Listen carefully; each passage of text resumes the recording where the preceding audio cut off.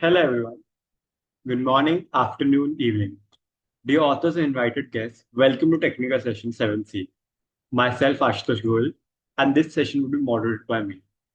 On behalf of Global Knowledge Research Foundation and GR Scholastic, it is my great pleasure to welcome you all to the International Conference on Technological Intelligence and Business Strategies, TIBS 2026, Manila, Philippines. This conference is being organized in a hybrid. The physical event was held on 22nd June in Manila, Philippines, and the virtual event is being held through Zoom from 23rd to 24th June 2026. I hope you will enjoy the knowledgeable and interactive sessions throughout the day. In this session, we have 8 presentations. Each presenter will be given 10 minutes, 12 minutes for the presentation, and 3 minutes for question and answers. On 10 minutes, I will raise a gentle reminder. There is another request to all participants that you all stay connected with us till the closing remarks. If you have any query or update, then you can write it to me in the chat box. Just before we start the session, I would like to introduce you all to the chair for the session, Dr. Ridhima. Dr. Ridhima is a professor at Lovely Professional University, Pagwara, Punjab, India. She specializes in marketing, consumer behavior, and the application of artificial intelligence within management. Her key research areas include AI in marketing, service marketing, consumer behavior, and information technology, with a focus on data driven and technology enabled marketing strategies. Thank you so much for joining us today, ma'am. I request you to kindly say a few words of encouragement to the participants. A warm welcome to all the distinguished speakers, researchers, and participants joining us today throughout from different parts of the world. It's my privilege and honor to serve as the session chair at this international conference on technological intelligence and business strategies, TIBS 2026. At the outset, I would like to express my sincere gratitude to Global Knowledge Research Foundation and GR Scholastic for extending this invitation and for their efforts in bringing together such a diverse and international platform for academic exchange and collaboration. This conference reflects the growing importance of technological intelligence and strategic thinking in addressing the contemporary business and societal challenges.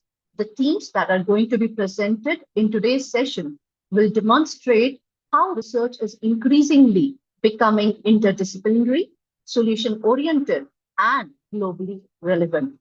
Over the course of this session, we will be hearing the presentations spanning a range of important areas, including civic technology and digital governance, investor behavior, transformational leadership and sustainability, university innovation ecosystems, digital consumer behavior, to name a few.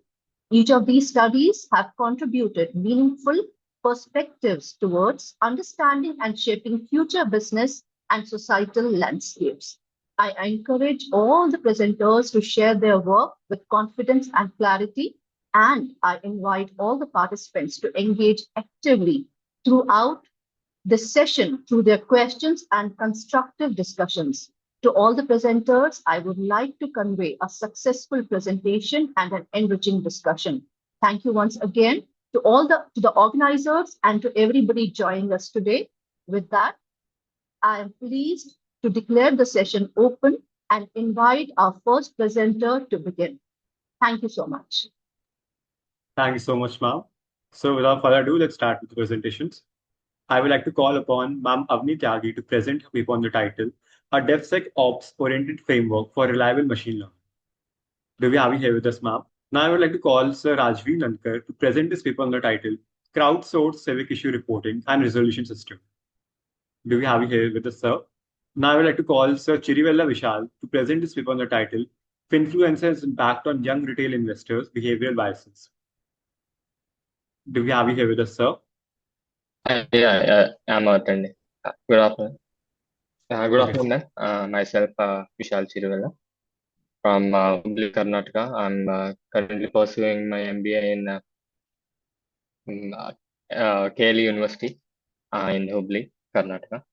And my topic is influencers behavioral, how influencers affect the behavioral biases in taking the financial decisions. Okay. Should I start my presentation? Is it visible to everyone, my screen? Yes, sir. Thank you. As I said before, my presentation is on influencer impact on young retail investors' behavioral biases.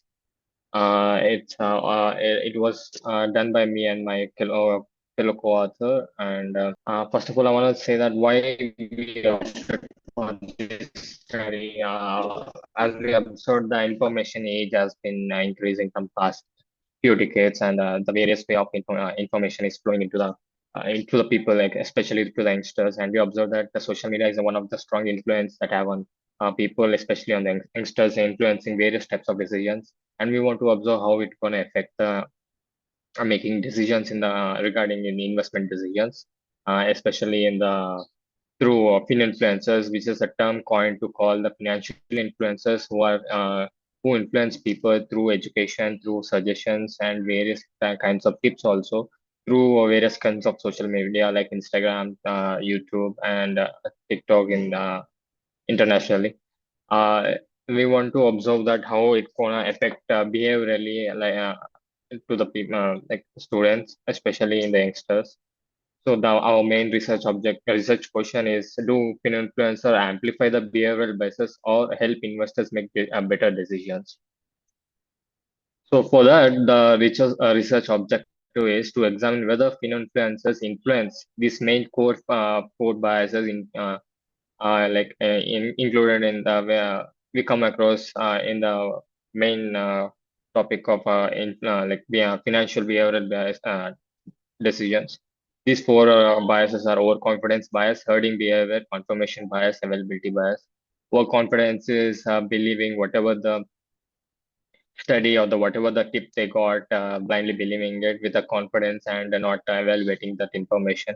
Herding being behavior is following the herd, following the influencers and their followers through the whatever the information they got. And the confirmation bias is sometimes the people tend to overcompensate the information they got. They don't try to they keep investing time in the whether the information is right, whether the thing we are working on is perfect is or not. In that they will use the chance to invest in a particular instrument at the right time. And the availability bias is some people tend to take the decision available to the hand and solely depend on it. So to evaluate that, whether the investment to evaluate, examine these influence biases, how they are going to affect, how the social media is going to affect on the students, and also whether the investment experience affects these biases, whether it's gonna combat those biases or it's going to increase the biases. And this is the conceptual framework we designed for this study. The main independent variables are usage frequency, trust in financial content, influencer exposure, how many followers they follow, what is the peak usage frequency, is it daily, is it weekly, is it monthly, perceived influencer impact, how much they believe into the information, how much information they collect and work on it, and also how much trust they have in the financial content available in the social media, and how these independent variables elevate these dependent variables like overconfidence, herding, confirmation, and availability biases, as we discussed. And in this, the moderator, as the whether the investment experience is how it's going to play a role in these fighting these biases. So methodology is a quantitative study. The sample size is 120 young retail investors in India. And the tools we have used is Pearson correlation and regression, ANOVA, and SPSS statistics. It focused on how social media and influencers shapes the information decisions, especially on the youngsters. And for that, we prepared a certain questionnaire and collected the samples from 120 young retailers. And through that, we got the first finding is that social media usage is not affecting or increasing the behavioral biases. Frequency of social media usage showed that no significant impact on behavioral biases. There are multiple factors also affect with partnering with the social media usage, and exposure does not allow investor cloud their judgments and take decisions. And the second finding is that it is very interesting that whatever the assumption we thought to take study that those going to increase the biases, it has came exactly opposite. These social media tools are making youngsters to use these social media tools and the information available to work on them, especially to learn new skills, develop new analysis skills, develop new thought process, and in taking decisions, and not only believing blindly on the available information. So the quality of information matters more than the quantity, and the most of them follow the very reliable sources who does not give the tips of in instruments or financial decisions, but rather support them in taking decisions through various knowledge and studies. Another key finding is that influencer impact reduced biases, as I previously said, and these are all negative regression beta values we got. Perceived value and credibility of influencer content improved investment judgment. That it's gonna support the new youngsters to take a new decisions in a new way, new updated way, and adapt to this volatility nature of this new age. As I said, there is a surprising result is that the one based on the confirmation bias, as the information is more reliable as per the sample believed that the confirmation bias is also improving. That means that people tend to overwork on the decisions they say they got through the social media and the influencer especially. They take their time, they confirm multiple times before taking any kind of decisions. That would result in improving the social, youngsters' knowledge as well as the experience in the taking investment decisions. The role of experience plays a significant role as we observed that the participants more than with 5 plus of years of experience exhibited the qualities of lower biases, and they are indeed susceptible to the volatility nature of decisions, and also the information readily available in the social media. They constantly use their experience, their knowledge, the trading experience they got, decision they took, the risk management, all these tools, all these planning they have, these social media going to support to support that whatever experience they had.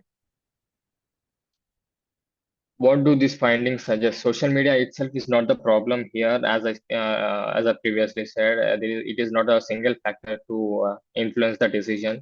Credible financial education and also the credible financial information and education can improve the behavioral of an investor.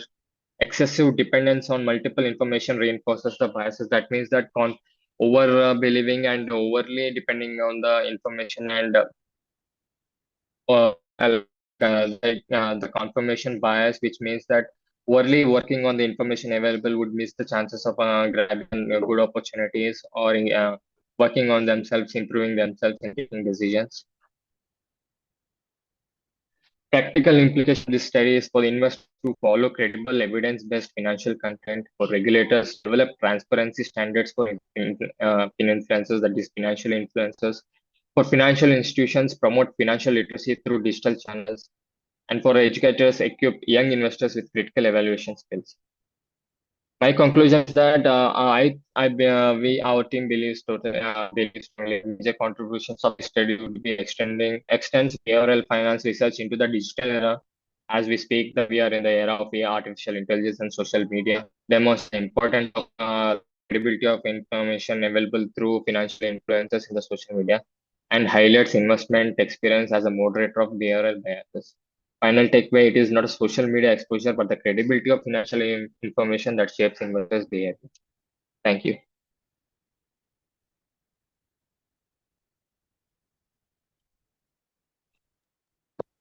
Thank you for your presentation. Sir, do you have any questions?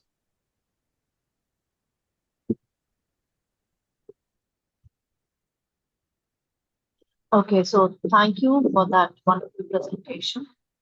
I would like to ask you that what was the theoretical Yes, ma'am. basis for selecting the four social media factors that you have chosen for the study? You said usage frequency, trust, influencer exposure, and perceived influencer impact, right? So, what was the theoretical Yes, ma'am.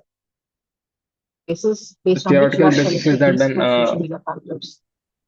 yeah, through various literature review, we got to know that especially the papers that come out in the past few years, especially we can say post-COVID, we observed, we done an extensive literature review on that, and we observed particular certain 14 factors we listed out. And in that also for the sample we observed numbers for the considering whether the 14 factors are playing any major role or not. By that, through that, and also through the support of the literature review, we pulled out those, we finalized those factors. All right, okay. And what was the single most important practical implication of your study for the retail investors? For the retail investors, man, yeah, Yes. definitely, I believe that the practical implication is that basically we believe that whatever the social media gives us, it most of it might be fake, as we are in the era of very getting very quick information or very unreliable information. As an investor, I'm speaking that I also regularly follow some kind of reliable information influencers in the YouTube and also as well as Instagram. And the practical implication from them I got in my perspective and also the perspective of my sample is that credible information make them not support them in taking decisions rather than influencing them taking decisions. They doesn't give the tips or the suggestions to buy a stock or take a mutual fund or not. They give us practical knowledge, how to use fundamental tools, technical tools, and how to assess and list out the particular instrument and what would we are observing, and as per individual risk appetite, what is the certain trading strategy. Through those things, it is a practical knowledge. Especially youngsters are getting knowledge through this spin influence. Right, all right. Thank you so much. That's Thank you. all from Thank you my very side. much. Thank you. Thank you. Thank you for your presentation, sir. Now moving on to our Thank next you. presenter.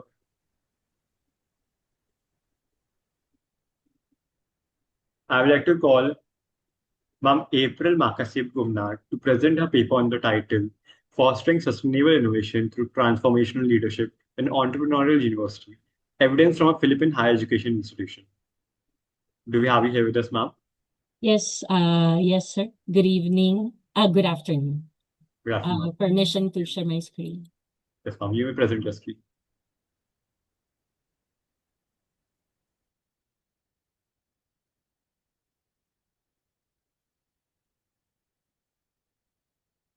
Is my screen visible? Yes, ma'am. Okay, thank you very much.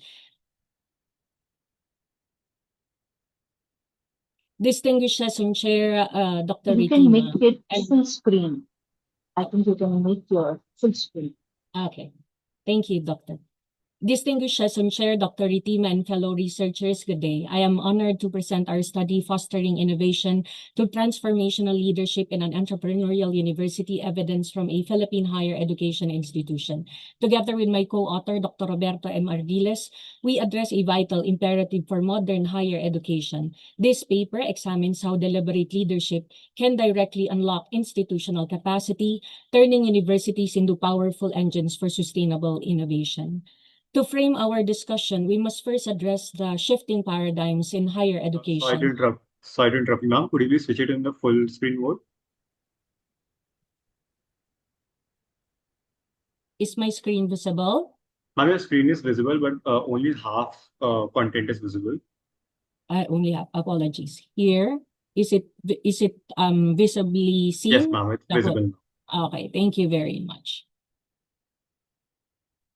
To frame our discussion, we must first address the shifting paradigms in higher education. Globally, higher education institutions are no longer passive repositories of knowledge. They must dynamically evolve into proactive hubs to remain competitive and lead sustainable practices. In the Philippine landscape, we observe an emergent transition towards entrepreneurship catalyzed by the Commission on Higher Education initiatives, technology, business incubators, and cross-border partnerships. Sorry to apologize, but again, your screen, we are not able to see the complete full-size PPT, full-size slide. Yes, all right. It's now perfect. Okay, thank you, Doc. Is my whole screen visible, Yes, Doc? yes. Now it's visible. Thank you very much, Doc. Within this national milieu, St. Louis University stands uniquely positioned as an excellent Catholic missionary institution in Northern Luzon, Philippines. SLU seeks to leverage entrepreneurship not merely for commercial success, but as an essential mechanism for community development and systematic societal transformation. Our conceptual framework addresses the critical nexus of institutional growth by analyzing the dynamic relationships among three core pillars. First, transformational leadership serves as our primary strategic driver. Second, we integrate the HEI Innovate Dimensions developed by the European Commission and the OECD to quantify entrepreneurial university characteristics across parameters such as governance, capacity, and external relationships. Finally, we establish our outcomes variable using the Sustainability Assessment Questionnaire to map sustainable innovation across institutional dimensions. We hypothesize that a leadership style emphasizing critical thinking and empowerment directly accelerates both entrepreneurial evolution and sustainable outcomes. The impetus for this research stems from a gap in existing literature. Traditional research frequently fails to map the operational intersection between academic leadership styles and measurable sustainable developments. Furthermore, the progression of Philippine higher education toward a validated systematic entrepreneurial model remains in its infancy compared to Western benchmarks. Consequently, this study sought to gain a comprehensive understanding of SLU's role as an entrepreneurial university in fostering sustainable innovations. Specifically, we sought out to determine the extent of adoption of the HEI Innovate, assess our sustainability practices through the SAQ, measure the level of transformational leadership, and evaluate the statistical association amongst these three vital constructs. The significance of this research expands across three distinct domains. In practice, it provides an empirical roadmap for educational leaders to implement a pro-social transformational leadership style that actively unifies institutional stakeholders. Theoretically, it enriches the literature on organizational metamorphosis by juxtaposing the OECD HEI Innovate framework directly with sustainability indicators in an emerging market context. From the lens of social change, this research provides actionable insights to activate university-based centers of innovation, helping us build powerful entrepreneurial ecosystems that serve the common good. To achieve these objectives, we deployed a rigorous quantitative research design utilizing three globally validated instruments: the HEI Innovate Questionnaire, Sustainability Assessment Questionnaire, and the Survey of Transformational Leadership.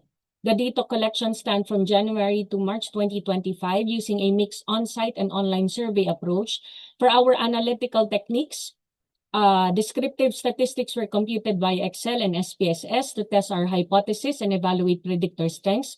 We executed Spearman rank correlation analysis alongside robust, simple linear regression models. A major strength of this study lies in its multi-stakeholder institutional sample, capturing a total base of 795 respondents. Using a mixed sampling strategy, we gathered data from 28 middle managers via purposive sampling across academic and administrative clusters. To capture the broader institutional ecosystem, simple random sampling was utilized to survey 272 teaching faculty, 102 non-teaching staff, and 393 enrolled students for academic year 24-25.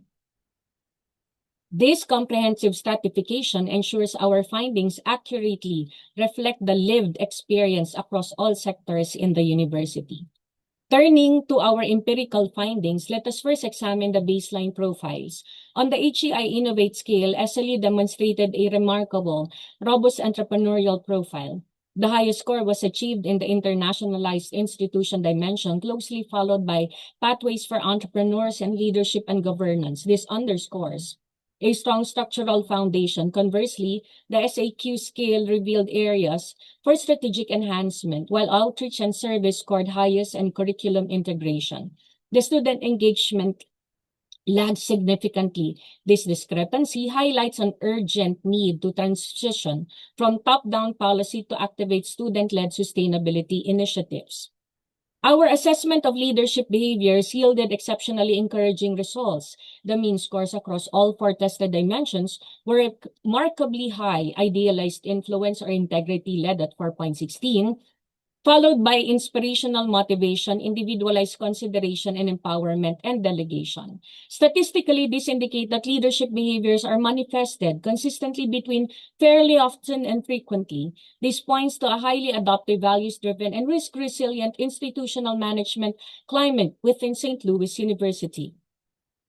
Our regression analysis yielded the most impactful insight of this study, successfully validating all null hypotheses. First, transformational leadership was proven substantially to shape both the entrepreneurial university climate and overall levels of sustainable innovation. More profoundly, hypothesis 3 confirmed that building the characteristics of an entrepreneurial university directly determines success in long-term sustainable innovation. This empirically confirms that a structural shift towards an entrepreneurial layout serves as a primary vehicle for the SDG integration. In conclusion, our research confirms that significant positive association exists across all constructs. SLU possesses a potent entrepreneurial profile driven by governance and internationalization, and our transformational leadership is a critical enabler for sustainability. We recommend that the university systematically expand leadership development initiatives to continue cultivating idealized influence and empowerment. Most crucially, we propose that the institution formalize these findings by utilizing a unified framework to institutionalize sustainable innovation across all facets of the university to operationalize these insights. We introduced the SLU Cares Innovation Framework. This model synergizes circular operations, agile curriculum and pedagogy, resilient and transformational leadership strategies, ecosystem synergies, and sustainable impact measures. By implementing the SLU Cares Innovation Framework, St. Louis University will firmly secure its trajectory as a leading globally aligned entrepreneurial institution in a generation marked by a rapid transformation and complex global challenges. The role of the HEI must extend beyond traditional academic boundaries. This study cares that transformational leadership holds the power to ignite sustainable innovation and awaken the entrepreneurial spirit within universities. St. Louis University's journey is evidence to what is possible when vision, courage, and collaboration converge in the pursuit of educational excellence. Let this work inspire future researchers, academic, and administrative leaders and institutions to become enduring catalysts of transformation, guardians of creations, and champions of sustainability and innovation. Thank you very much. So thank you for such an excellent presentation. And your study is addressing a highly contemporary issue in higher education, and it is offering meaningful insights into how transformational leadership and entrepreneurial university characteristics contribute to sustainable innovation. Now, my question to you is, how transferable are these findings to other higher educational institutions, particularly those in different countries or institutional contexts? Thank you, Dr. Ritima, for your question. The concept, particularly for the SLU Innovation Cares Program, I'm glad to meet you. The SLU Cares Innovation Program is highly adaptable for other institutions, regardless whether they are a Catholic university or not, particularly in the area for circular operations, and most importantly, the agile curriculum and pedagogy. All universities and HEIs in the Philippines, and not only in the Philippines, but in other countries, will the important role of the leader will play a crucial role in terms of the development and the transformation of the universities. Okay, thank you. One more question I have. How did you operationalize and measure the higher educational innovate dimension within the context of St. Louis University? It was indeed a challenge, Doctor. I have to be honest, because the university, of course, is a Catholic institution, and entrepreneurial university would have a balance of the situation of our pathway for entrepreneurs, the linkages, and then the areas of networks as well, and then the profit. So there was a challenge at first, but eventually, in terms of the OECD, HEI Innovate, and then distributing it to the administrative and academic clusters together with the non-teaching and students, we were able to find out that indeed the university is an entrepreneurial university. Thank you so much. Thank you very much, Dr. And Ricky. well done. Wonderful presentation. Thank A you very- very good work. Keep it up. Thank you very much. Good afternoon, distinguished professor, researchers, and participants. My name is Adina Shualifa from Telkom University. Today, I am pleased to present our study co-authored with Dr. Puspita Kancanasari. The title is Self-Efficacy and Sharing Attitude as Predictors of Phishing Susceptibility Among Metaverse Gamers. So for the background, phishing remains one of the most prevalent cybersecurity threats worldwide. In 2024, approximately 893 million phishing incidents were reported globally, representing a 26% increase from the previous year. Gaming platforms have also become major targets, with millions of combined attack attempts recorded on platforms like Minecraft and Roblox. In Indonesia, these platforms are widely used by younger demographics, especially Generation Z, who account for more than one-third of Indonesian internet users. While prior studies have examined the relationship between self-efficacy and phishing susceptibility, findings were largely limited to instant messaging contexts, metaverse environments involving persistent identities, in-game economies, and avatar-mediated interaction that introduce unique cybersecurity risks. This relationship therefore remains untested in metaverse gaming context, and that is precisely the gap this study aims to address. To address this gap, this study aims to examine the effect of self-efficacy on phishing susceptibility and to investigate whether attitude toward sharing personal information mediate this relationship. To achieve this objective, we propose four hypotheses.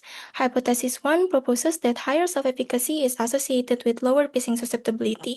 Hypothesis 2 proposes that higher self-efficacy is associated with a more negative attitude toward sharing personal information online. And for the hypothesis 3, we propose that a more positive attitude toward sharing personal information is associated with higher phishing susceptibility. And for the hypothesis 4, we propose that attitude toward sharing personal information mediate the relationship between self-efficacy and phishing susceptibility. This study draws on 5 key concepts. In metaverse gaming environments, attackers increasingly exploit user behavior rather than technical vulnerabilities through tactics like avatar impersonation and immersive phishing. This also makes behavioral factors central to information security management. To explain why users respond differently to these threats, this study applies protection motivation theory. PMT suggests that individuals are more likely to protect themselves when they feel capable of dealing with a threat, which bring us to self-efficacy or users' confidence in recognizing and avoiding phishing attacks. However, confidence alone does not tell the full story. Even when users are aware of privacy risks, social dynamics and peer acceptance often push them to share personal information online anyway. And this attitude toward sharing personal information online is a key factor in this study. Together, these factors shape phishing susceptibility or the likelihood of falling victim to a phishing attack. And in metaverse environment, immersive and trust-based interaction may make users more vulnerable. So this figure presents our conceptual framework And for the methodology, the study employed a quantitative research approach using purposive sampling. Data were collected from 200 Indonesian Generation Z respondents aged between 18 and 28 years old who actively play Minecraft or Roblox. The data collection was conducted through an online questionnaire. All constructs were measured using validated instruments adapted from previous study and adjusted to the metaverse gaming context. Self-efficacy was measured using 5-point Likert scale, attitude toward sharing personal information using 5-point semantic differential scale, where positive attitude means respondents think sharing personal information is a good thing, and negative attitude means they think it is not a good thing or may be risky. And for the phishing susceptibility, we use 7-point Likert scale. Prior to the main survey, a pilot test was conducted to ensure the validity and reliability of the measurement instruments. The collected data were then analyzed using PLSM with Smart PLS. Before retesting the hypothesis, we first evaluated the measurement model. As shown on the slide, all indicators met the requirement threshold for convergent validity, reliability, discriminant validity, and multicollinearity. This confirmed that measurement model was both valid and reliable. For the hypothesis result, we found that all of our hypotheses were supported. Self-efficacy significantly reduced phishing susceptibility and also encouraged users to be more cautious about sharing personal information online. Attitude toward sharing personal information showed the strongest direct effect on phishing susceptibility with a PAT coefficient of negative 0.527. And for the sharing attitude, partially mediate the relationship between self-efficacy and phishing susceptibility. These results highlight two key patterns. First, users with higher self-efficacy tend to be more cautious about sharing personal information, which in turn reduces their phishing susceptibility. The presence of persistent identities and valuable virtual assets in metaverse environments may reinforce this vigilance. Second, attitude toward sharing personal information emerged as the strongest predictor in the model, suggesting that behavioral privacy orientation may matter more than technical confidence alone. In other words, knowing how to detect phishing is important, but being careful about sharing personal information may be even more important. Taken together, this finding shows that protection occurs in two ways, directly through self-efficacy and indirectly through more cautious sharing attitudes. From a practical standpoint, metaverse platform can leverage self-efficacy and sharing attitude as behavioral indicators to identify high-risk users and design more targeted intervention. For example, in platform phishing simulation, security awareness prompts, and real-time warnings. As behavioral indicators, self-efficacy and sharing attitudes can also complement existing age-based governance policies in metaverse platform. In conclusion, higher self-efficacy and more cautious sharing attitudes help reduce phishing susceptibility among Indonesian Gen Z metaverse gamers. We also found that sharing attitudes partially mediate this relationship, indicating that self-efficacy protects users both directly and indirectly. These findings may support the development of more effective cybersecurity strategies for metaverse environment. Future research can extend this study to other metaverse platforms and examine the role of social norm and peer influence on phishing susceptibility. So that concludes my presentation. Thank you very much for your attention.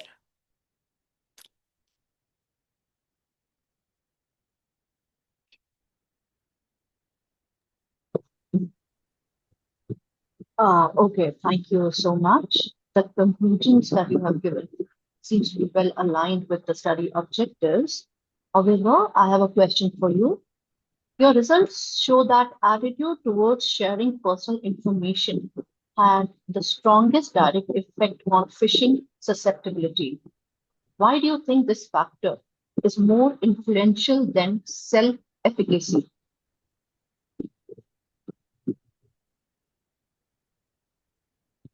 All right, thank you for the question. So I think attitude towards sharing personal information had the strongest effect because phishing attacks often rely on users voluntarily disclosing information. Even if users are confident in identifying phishing attempts, they can still become vulnerable if they frequently share personal information online. In metaverse environments where social interaction is very common, a cautious attitude toward sharing personal information becomes an important layer of protection against phishing attacks. Okay. Now, based on your findings, what would be the most effective intervention for metaverse platforms that are looking to reduce phishing attacks among young users?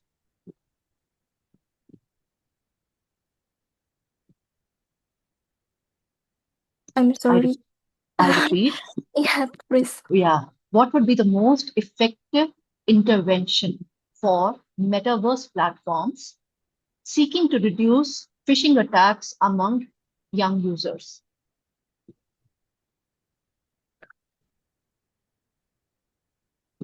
All right, thank you for the question. So, based on the findings, I believe the most effective intervention would be promoting safer information sharing behavior among young users.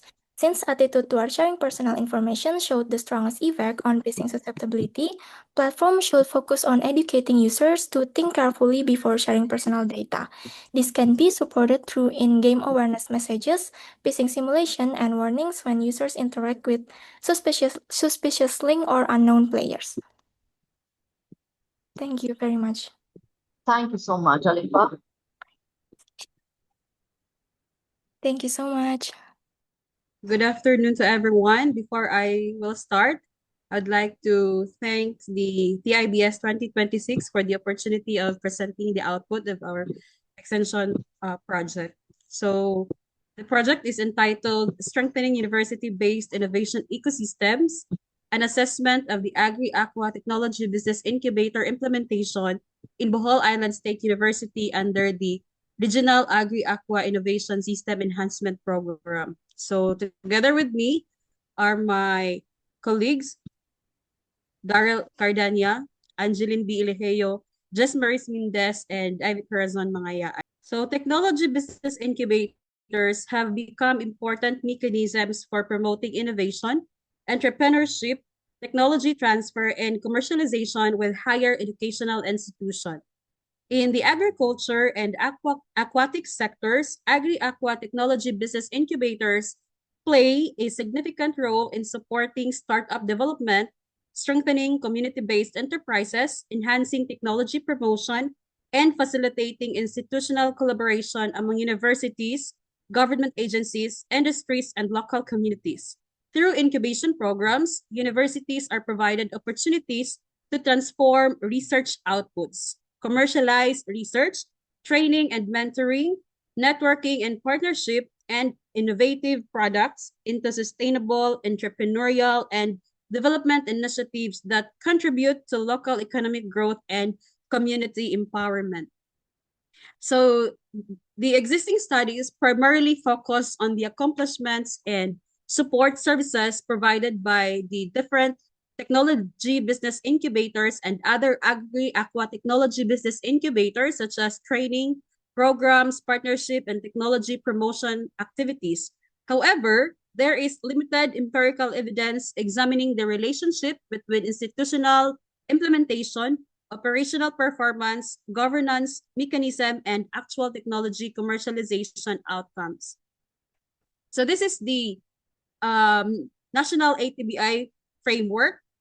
So currently, we are implementing the phase 1, which is the establishment of new agri-aqua technology business incubators. And we are expected to deliver this different outputs at the end of the project duration. So this initiative emphasizes the importance of university-led incubation programs in bridging research and industry, supporting regional economic development, and empowering entrepreneurs to create a sustainable, technology-driven future in agriculture and aquaculture sector.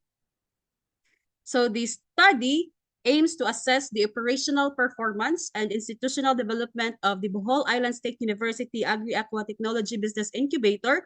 Specifically, it aims to evaluate the accomplishment of the Bohol Island State University Agri-Aqua Technology Business Incubator in terms of personal capacitation, partnership, and linkage development, awareness and promotional activities, incubation services, technology incubation initiatives, intellectual property generation, and policy institution. Second is to examine the capacity building activities conducted for ATBI personnel, partnership and linkage initiative established with incubators and partner organizations, intellectual property, and promotional outputs generated by the incubator. And then lastly, to determine the challenges and strategic solutions encountered during the implementation of the project. So this study employed a descriptive evaluative research design to assess the operational performance and institutional development of the Baisu Agri-Aqua Technology Business Incubator. The descriptive component was utilized to systematically present and document the accomplishments, operational activities, partnerships, incubation services, intellectual property outputs, training initiatives, and institutionalization efforts of the ATBI. For the data gathering procedure, the researchers secured the accomplishment report and supporting institutional documents related to the operations and implementations of the Agri-Aqua Technology Business Incubator. So these documents were carefully reviewed, organized, and systematically classified according to the major operational and components of the incubation program. The study also utilized a documentary analysis matrix developed by the researchers to systematically assess the operational performance and institutional development activities of the Baisu Agri-Aqua Technology Business Incubator. The collected data were also analyzed using descriptive statistical tools and qualitative documentary analysis. Frequency counts and percentages were utilized to summarize the accomplishments, trainings, partnership, intellectual property outputs, and incubation activities documented in the accomplishment report. Documentary and thematic analysis were also employed to interpret the institutional development initiatives, operational strategies, risk management practices, problems encountered, and strategic intervention implemented by the incubator. So here are the results of the project in terms of assessment of the accomplishment of the BISO ATBI. As you can see in the figure, the highlighted one in blue are the target accomplishment, and the highlighted one in orange are the actual accomplishments. So as you can see, the project attained all the necessary output, and some of the parameters exceeded the minimum requirements. Like for example, in terms of incubators enrolled and trainings for ATBI personnel. So they exceeded the minimum requirements of the project, together with the memorandum of understanding forged between our incubatees. Then figure 3 here is the operational accomplishment of the project. So in terms of the number of incubators enrolled, we have 17. Then the technologies co-incubated, we had 2. Copyrights filed 5. Trademarks filed 10. Business plans created for incubatee 10. Awareness seminars conducted 8. Incubatees, forging of memorandum of understanding with incubatees 12. And then we have trainings conducted to our incubatee, we have 17. So the findings reveal that while BISO ATBI has already established a strong operational and institutional foundation, it has to enhance the strategies focusing on the readiness of the technology, commercialization pathway, market linkage, and technology adoption mechanisms, which are still necessary to be strengthened for the enhancement of the project. Then we have here figure 4. In terms of capacity building activities for BISO ATBI personnel, the figure indicates that trainings and workshop constituted the largest portion Your of the slides personnel. are not visible now. This is your PPT. I can't see your PPT. My PPT is not working. I apologize, but I cannot see your PPT. Bharvik, are you I'm sorry. So I have to, yes, I have to share it again. Actually, the PPT is visible to me, but yes, if you can share it again, then it might be visible to Okay. Dr. Ridhima as well? Okay. Let me unshare first. Is anything visible on your end?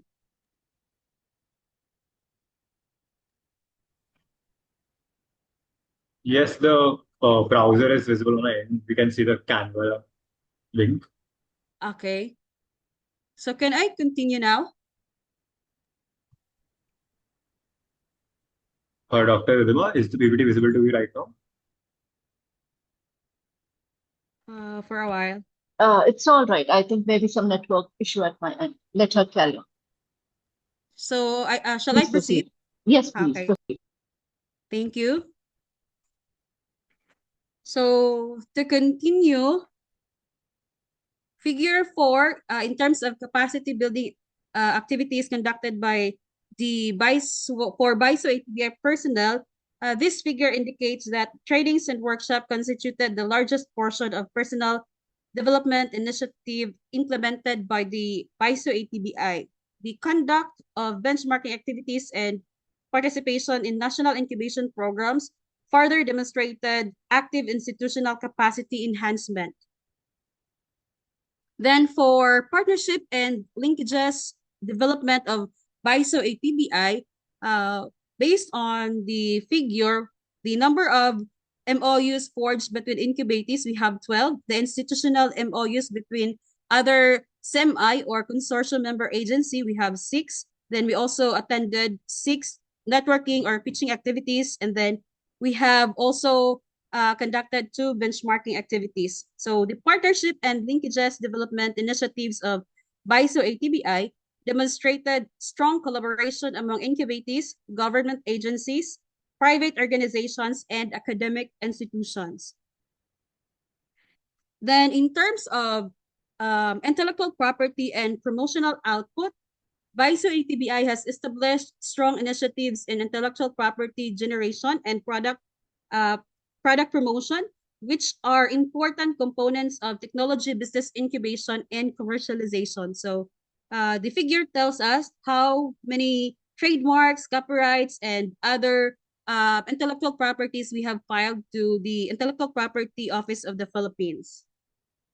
So moving forward, in terms of the problems and strategic solutions in the implementation of Agri-Aqua Technology Business Incubator, these are some of the problems that we encountered during the implementation of the project. We have the regulatory hurdles, technology readiness concerns, community engagement issues, partnership concerns, and then low technology adoption.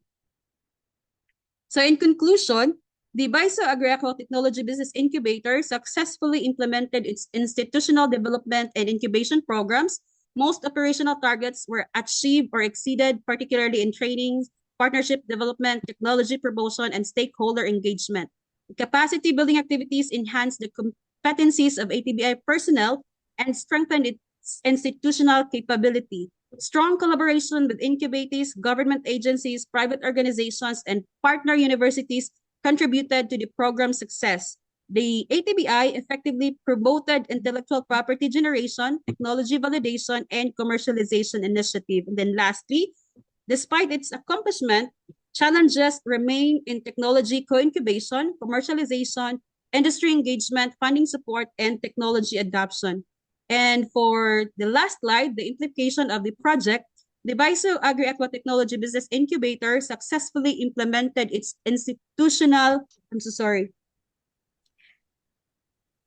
development and incubation program. Most operational targets were achieved or exceeded, particularly in training, partnership development, technology promotion, and stakeholder engagement. Then capacity building also enhanced the competencies of ATBI personnel. Then lastly, despite the accomplishment, the challenges remain particularly on co-incubation, commercialization, industry engagement, funding support, and technology adoption. So that would be all. Thank you for your attention. So thank you so much for that insightful presentation. Your study has beautifully provided important evidence on how university-based technology business incubators can contribute to entrepreneurship, to innovation, and to regional development. So that was a wonderful work that has been performed by your team. Now, my question is, your results show that incubating enrollment and training activities achieve the highest frequencies. Now, what would you say? How do these outcomes translate into tangible entrepreneurial impacts? Okay, first, thank you for the commendation. Now, when it comes to the number of incubators that we had with the trainings they attended, I could say that the trainings they attended indeed had an impact on their individual businesses. Like, for example, we have one incubator wherein his product is on organic soil amendment. It is a BAFS registered organic fertilizer. And then with the training that we conducted and the training that he participated, also the exhibits that he participated, he was encouraged to submit proposal to DOST Startup Grant Fund, wherein he is one of the beneficiary of the fourth batch of the Startup Grant Fund, amounting to 1.2 million pesos. All right. My next question. Your results have shown that technologies co-incubated appear to be below the target. What barriers limited this technology incubation, and what strategies would you recommend to address this gap in the future? Okay, thank you for your question once again. So the co-incubation was coined during the implementation of the first batch of the project, they had a difficulty on incubating the technology. And then afterwards, together with other ATBIs nationwide, they coined the term co-incubation so that two universities can work hand in hand. Like, for example, when there is a certain particular investor that wants to adopt a certain technology, and if it's not available in our university, we can shop the technology from other universities. That's why the co-incubation was coined. So I think it is more doable than the incubation, because both universities can work hand in hand just to commercialize the technology. So it's not limited in one region or area only, but the coverage is nationwide. Right. Thank you so much. Thank you, Dr. Rutima. Thank you po. Right. So we can go ahead with the next presentation. Thank you for your presentation, ma'am. Now moving on to our next presenter, I would like to call Sir Nguyen Quoc Coom to present his paper on the title, The Impacts of EWOM on Fashion Shopping Intention, the case study of TikTok in Vietnam. Do we have you here with us, sir?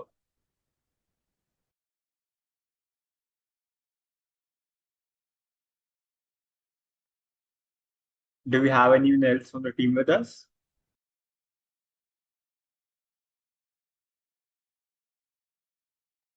Since there's no response, we'll be moving forward to the next presenter. Next, I would like to call Sir Sho Jakon Khamdamov to present his paper on the title, Ways to Further Improve the Efficiency of Road Border Customs Posts in Facilitating Foreign Trade Using Digitalization. Do you have it here with us, sir? Hi everyone. Just a minute. I should connect my PPT here.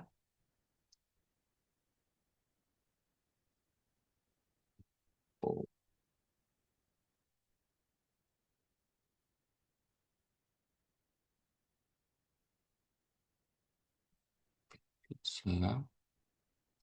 How can I connect this? Okay.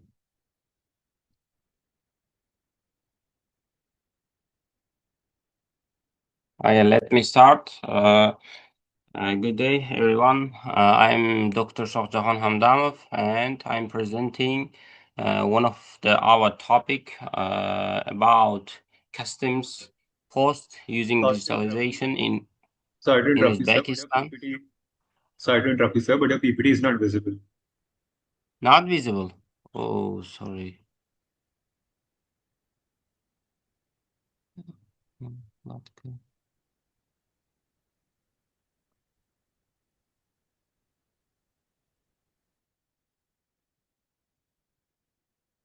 Now, is it visible? Yes, sir, it's visible now. Okay, thank you. Just a moment.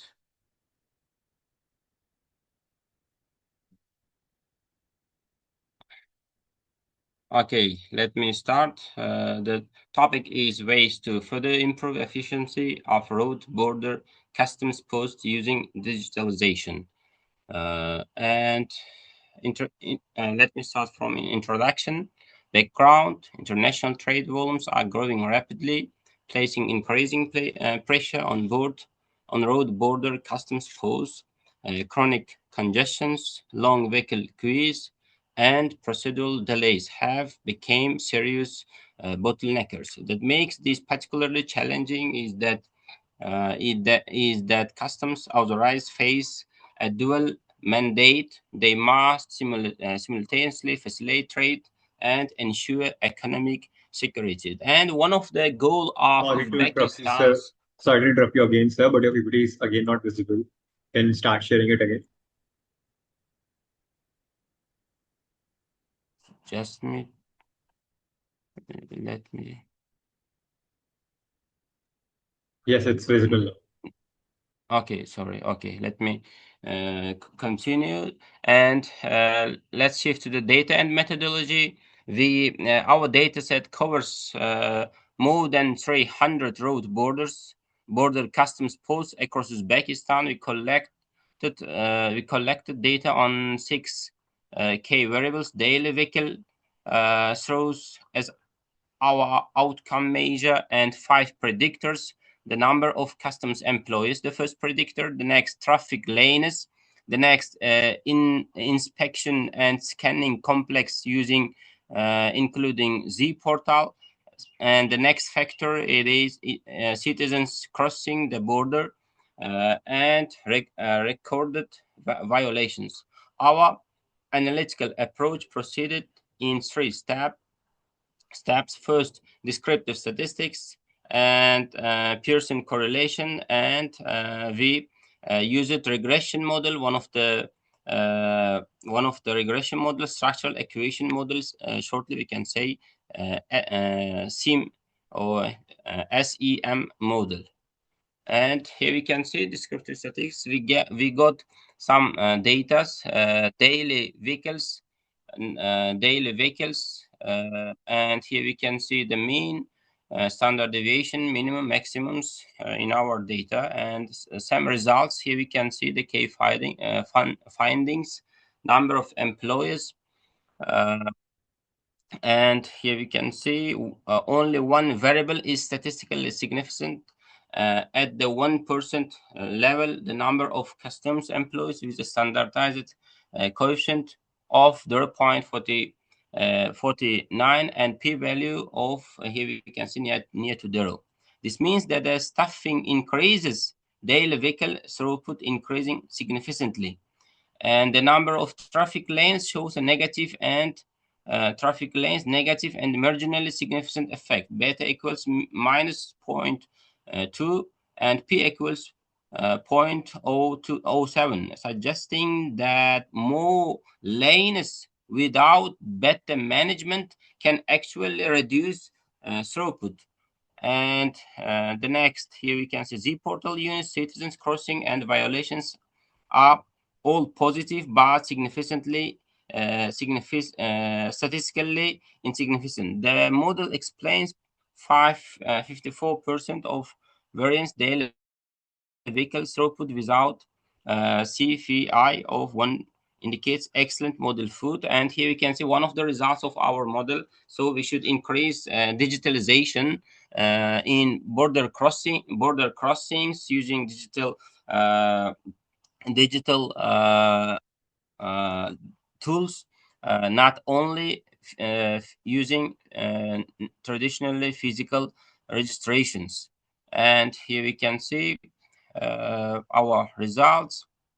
And about chart, here we can see this chart. We calculated by the SEM results, and the green bar for employers stands clearly above all other at 0.49. The gray bars for ICC and Z portal citizens and violations are all positive. But here we can see the last one, yellow part, affected negative traffic lanes. And results. Here we divided four main results. The first, human capital. It's in the first stage. Staffing capacity had the strongest, most significant affected. So we should increase human capital in customs registration, custom workers. And the next, digitalization is integration, show positive, but here we can see technological exists, but it's not fully embedded because we have less, we can say, less skills using digitalizations also in our customs fees. So also we can say it's connected with human capital also. And we should we should improve the skills of our management and workers in this field. The next, infrastructure alone is insufficient. And the next, here we can see a holistic approach is required. Efficiency gain required a combination of qualified personnel, technology, effective management. Now single factor is sufficient. So we should work with all factors for improving uh, improving this field in Uzbekistan. And key conclusion here we can see that employees are the primary driver of customs efficiency, not technology or lanes alone. And the next, digital tools. The third, physical infrastructure. And the fourth one is model explanation. Here we can see it was about 54 percentage. And here some recommendations. For recommendations we developed. Thank you for attention. I think it's end of my PPT. So thank you so much. So you've concluded that human capital is the primary driver of efficiency, right? Sorry, can you repeat your? Yes, I said you have concluded that human capital is the primary driver of efficiency. Sure. Yes, Yeah. of course. So what specific workforce development initiatives would you recommend customs authorities should be prioritizing? At first, I recommend study abroad for getting high skills in this field, because even we import or even we import some tools, digital tools for using in our Uzbekistan, we have less specialists for using this. For example, 2 weeks ago, I went in Kyrgyzstan. I went to Kyrgyzstan from Uzbekistan, and it gave about more than 3 hours, because we have not X-rays still for doing X-ray my car. And I think at first we should send our workers for learning using these tools, and then we should also import and not only in this X-ray but also in AI also in other customs fields. Thank you. Right. Your results have also shown that the number of employees is the only high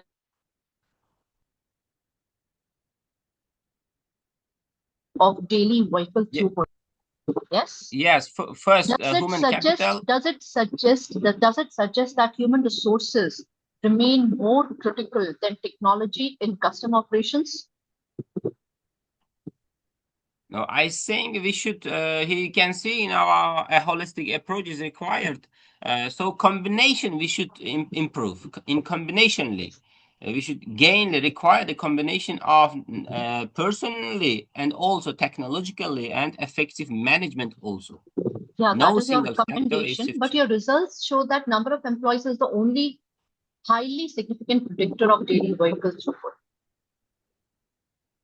Okay, I'll say, and I'll discuss this question with my other co-authors. If should be improved, I'll improve paper. Thank you. Right. Thank you for that wonderful presentation. Thank you so Okay, much. thank you so much. Thank you for your presentation, sir. Now moving on with session. I would like to call again Ma'am Avni Tyagi to present her paper on the title a DevSecOps-oriented framework for reliable machine learning. Do we have it here with us, ma'am?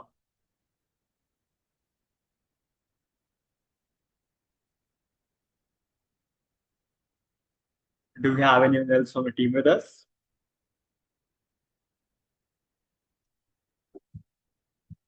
Since there's no response, we'll move forward to the next presenter. Now I'd like to call again Sir Rajvi Nankar to present the speaker on the title Crowdsource Civic Issue Reporting and Resolution System. Do we have it here with us, sir?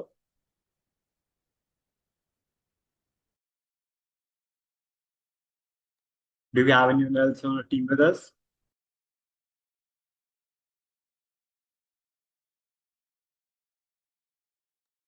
Since there's no response, we'll be moving forward with the session.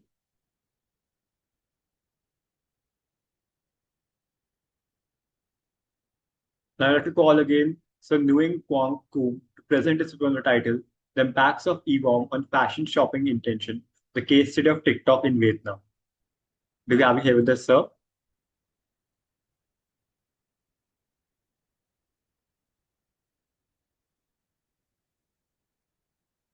Do we have anyone else on the team with us?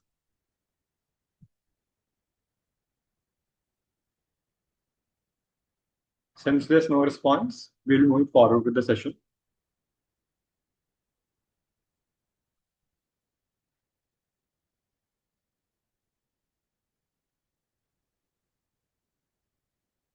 And with this, we come to the end of the session.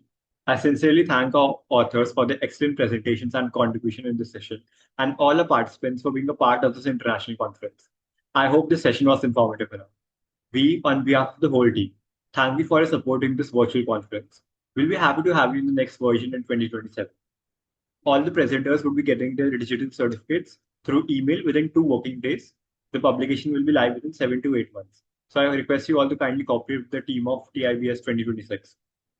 I also thank our session chair, Dr. Ridhima, for chairing this session. I would like to present a token of appreciation to her on behalf of the team TIBS 2026 and Global Knowledge Research Foundation and partners. I also request her to share her remarks with the participants. I would like to commend all the presenters for quality of their work, the rigor of their methodologies, and their willingness to engage in thoughtful academic discussions. All the contributions which have been made today have enriched our understanding of contemporary business challenges and have definitely opened new avenues for future research and collaboration. A special word of thanks goes to the conference organizers, Ashutosh, who has been moderating this session, the technical teams, reviewers, session coordinators, whose dedication and hard work has ensured the smooth conduct of this international conference. Their efforts have provided us with excellent platform for knowledge sharing and scholarly exchange. Thank you all for your active participation and valuable contributions. I wish you continued success in your research endeavors and look forward to meeting you again at future editions of TIBS 2026. 2027. Thank you and have a wonderful day ahead. Thank you so much, everybody. Thank you so much, ma'am. Just before we end the session, I request you all to kindly switch on your camera for a quick snapshot of the virtual conference. Thank you so much for joining, everyone. Have a good day.